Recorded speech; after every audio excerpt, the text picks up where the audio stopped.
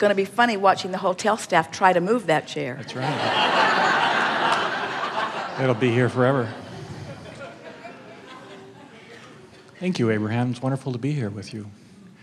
I want to build on something our friend John was talking about. First is, I'm hoping there is peanut butter and Oreos for lunch today. So that sounded really good. But it's the idea of abundance. I'm living a wonderful life, an amazing life. You probably already know that. And I think there's only one person in the world with a more amazing life than me. It's probably Jerry. And so, hi, Jerry. I came into this world as a very physical person, and I've enjoyed that immensely. Done many interesting physical things that, like an acrobat like Jerry did, took me all over the world. Then I fell in love when I was 20, head over heels. I'll be 60 on my next birthday, and she's right back there. We're having more fun, I think, now than just about any time that we've been together. The area which has always generally been a challenge is abundance, and now I'm in the midst of it. I may be the first person to sign up for your seminar, What Do I Do with All My Stuff? It's been amazing. Talking about it's working so well now, he wants to go to the de-manifestation seminars. Not only, yeah, I know, there's a temptation, isn't there? So not only are we there, we, meaning partners and I, who we've come together 3 years ago, and they're wonderful brothers. I love them. In our company, we hug each other, men hugging each other, and we call it our secret sauce. It's our love for one another that has propelled us to amazing things. It's your alignment with Source and using your love for one another as your excuse to hook up to that energy that is the reason for your success. Yes. And I put it one more way. I always knew I could play on a larger stage. The stage that's being built right now, literally, is in a 100,000-foot facility, and it's 27,000 feet. A 27,000 square foot stage is being built, and we'll start our production work in 10 days. Yes. I have now the opportunity to share this abundance, not with tens of people or even hundreds of people, but with thousands of people. And by the way, John, I'll give you a stock tip here in a little bit. And it is through a process that's extremely complicated and complex, legally and through accounting. And I find myself only becoming irritated in one spot. And I say this as a recovering lawyer. It's dealing with lawyers and accountants.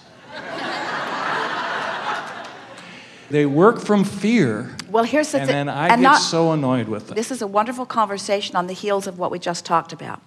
Because they are employed and trained, hired to get really specific.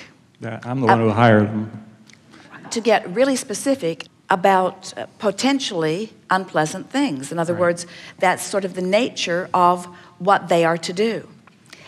So the more removed you can be from the specifics of what they are trained to do, the more likely you are to maintain a vibrational alignment that will keep you in the vortex.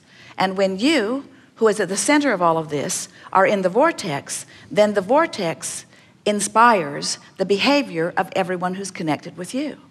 So we are not for a moment ever suggesting that you move away from the physical world in terms of economics, in terms of lawyering, in terms of accounting, even in terms of medicine. We're not encouraging you to leave it behind and just try to be this spiritual one who is removed from everything that is physical. What we're wanting you to do is to manifest your creation in all of those arenas from inside the vortex. And in order to do that, you got to let the specific people do the specific thing that you've specifically hired them to do, while you do the most important thing, which is to trust and have faith and get into the vortex and know. When we say to you that we have really good answers, it's true, we do. When we say to you that we've talked to all of them and we've known, it's true, we've known all of them. In other words, there isn't anything that anyone's involved in that we don't have keen awareness of what's in the vortex relative to it. So when we look into the vortex and we see the results that you're looking for, and we say to you, all you have to do is find vibrational, which means emotional, which means feeling resonance with it, then your frustration, as you get too involved in the nitty-gritty, because you're not really yet a recovered attorney, you're still... I haven't chased an ambulance today, though. I'm in recovery.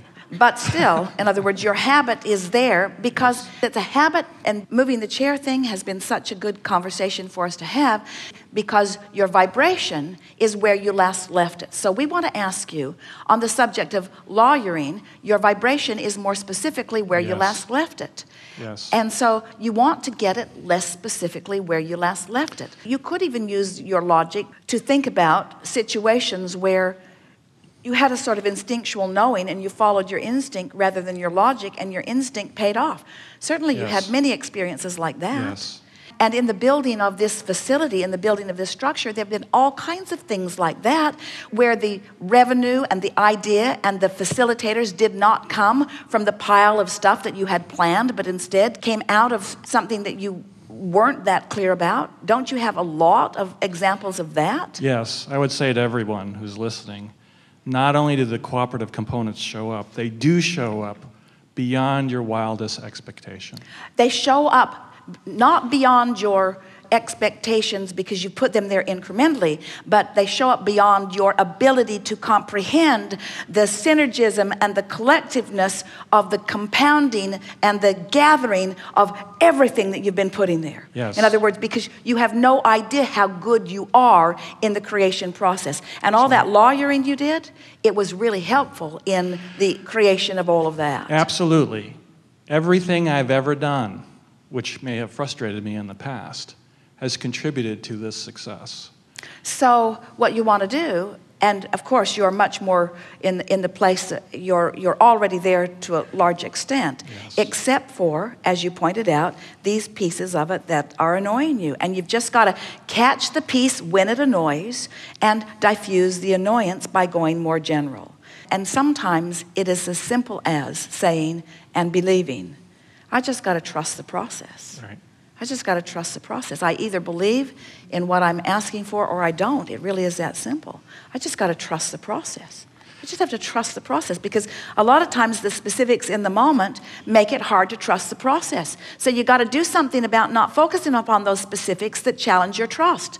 Yes. That's the thing. Anything that challenges your trust. Never ask a question if you think the answer is going to make you challenge your trust.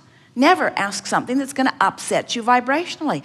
Now, this is not a realism conversation, is it? There are a whole lot of people who would say, oh, I believe in telling it like it is and in facing the facts and facing reality. And we say, we believe in you creating reality. We believe in you creating reality, not facing reality. And we know that if you insist on keeping the faith and trusting the process, and sometimes you got to be pretty darn general. Now, you've become very specific. You've got lots of stuff that are already manifesting. And it's interesting that the more specific it manifests, the more specific the bugaboos bother you. So that's why you got to just keep going general. You can't pull your sled high enough up the hill to have an eternal slide of ease down because you know too much.